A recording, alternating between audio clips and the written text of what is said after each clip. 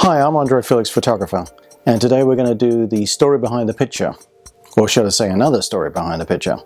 And the picture we're going to do today is from a company I shot for called Sand Jeans, and I'll tell you how I got to the idea. And the picture we're going to talk about is this one right here. This is one of the pictures I did.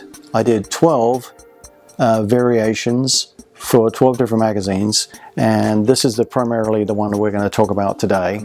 But I'm going to tell you how I came up with this idea and what inspired me to do this for the client and how it got me the job.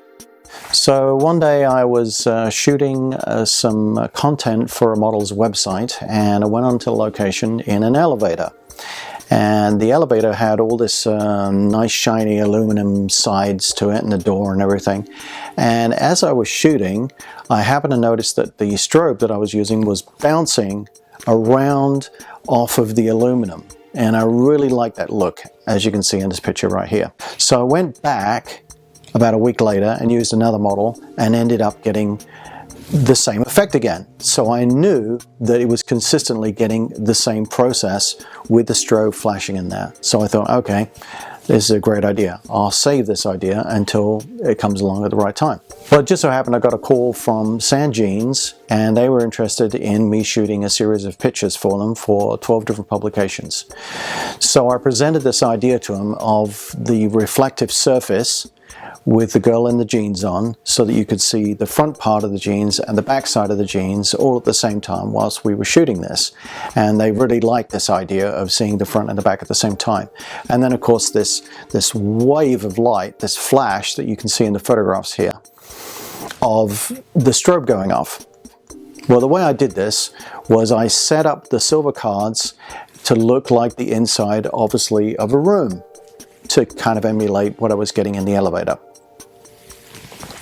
Now, instead of having the room set up in the studio space and reflecting the back of the studio, which would normally be dark and nothing interesting, I turned the whole thing around so it would reflect the cove. Now, a cove is a white wall, if you like, that sort of blends in from the floor upwards and has no corners.